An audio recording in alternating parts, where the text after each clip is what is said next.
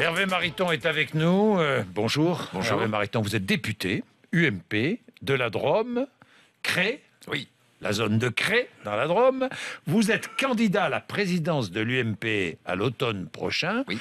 Est-ce que vous saviez que votre parti, votre groupe parlementaire prêtait de l'argent à votre parti? Non. Parce que une délégation complète était donnée au président du groupe et parce que les groupes politiques n'ont pas de règles. Et ce temps est terminé. Le temps de la politique hors des règles est terminé. Depuis des années, mais trop lentement et trop partiellement, on est en train de régler un problème en France. C'est que la politique n'obéissait à aucune règle.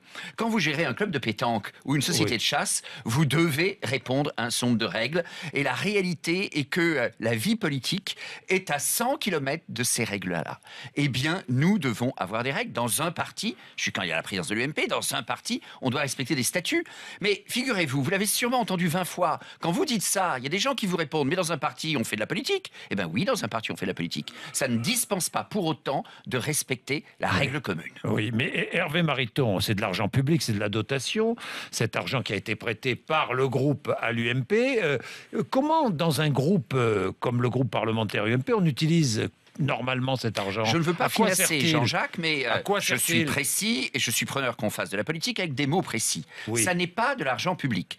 Nos C'est une auditeurs doivent dotation. avoir une explication. C'est une dotation. Attendez. Votre cousin qui est fonctionnaire, Oui. quand il reçoit son traitement, Oui. l'État lui verse ce qui est de l'argent public quand ça sort de l'État, mais quand c'est dans le compte en banque de votre cousin, ça n'est plus de l'argent public, Oui. il l'utilise librement. Ça n'est pas de la finasserie, C'est une il est dotation. important C'est une dotation que les mots soient publique. précis. Et donc cette dotation vient de l'Assemblée nationale, Oui. mais une fois qu'elle est sur le compte du groupe UMP, elle est utilisée librement par le Alors, groupe UMP. à quoi doit servir l'argent dans Quoi un doit groupe servir cet parlementaire? argent dans un groupe parlementaire? Il doit servir à rémunérer le personnel du groupe. Oui. Il doit servir à organiser les journées parlementaires.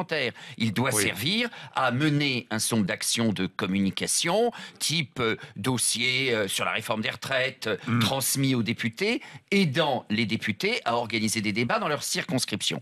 Et je pense que le président de notre groupe gère son groupe en bon père de famille et mène la vie du groupe avec ses moyens. L'affaire Big Malion. Ensuite, je vais vous parler de l'actualité. L'affaire Big Malion. Est-ce que Nicolas Sarkozy pouvait ne rien savoir de l'explosion de ses dépenses de campagne? Franchement.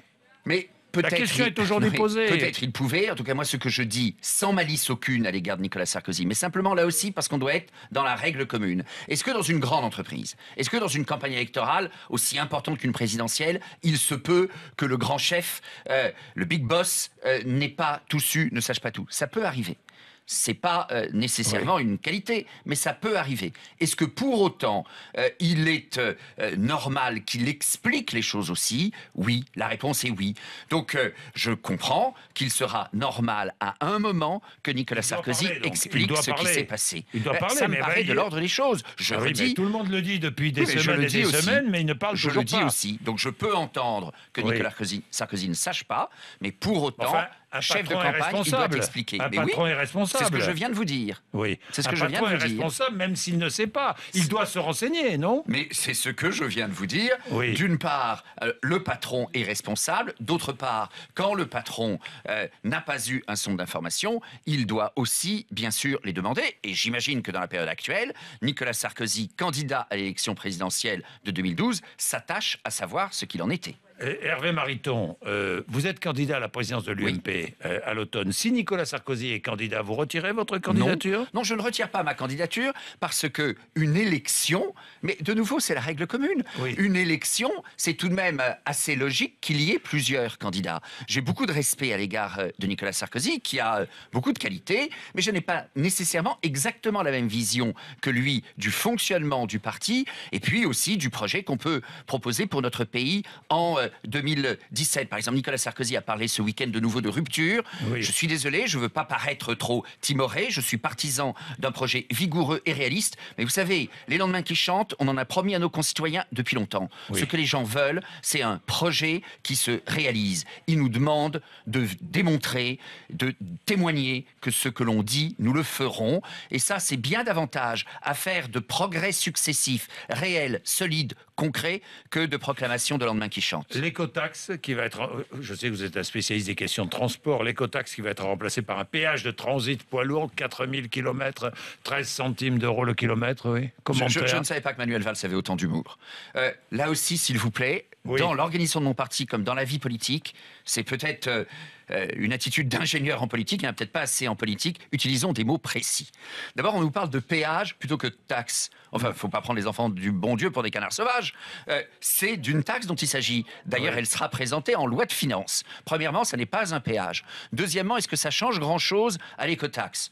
Ça veut dire un réseau réduit, mais sur un principe qui est fondamentalement le même. Ça veut dire surtout des frais de perception qui, en proportion, vont exploser. Certains critiquaient un système de perception coûteux en disant les transporteurs vont donner 1,2 milliard et il va rester simplement 800 millions pour l'État. Mais là, les transporteurs vont donner 600 millions et les coûts de prélèvement vont encore être de plusieurs centaines de millions parce qu'il y a des frais fixes tout à fait considérables. Ça veut donc dire que l'un des principaux défauts évoqués pour critiquer le système, qui est les frais de perception, le coût d'éco-move, eh bien, ces frais fixes en proportion vont exploser. Donc, on se fout du monde en disant péage au lieu de taxe, c'est toujours une taxe. 2, les frais fixes vont devenir considérables en proportion et le rapport net pour l'État va être faible. Clairement, il y a toujours une impasse dans le financement des infrastructures, le basculement modal.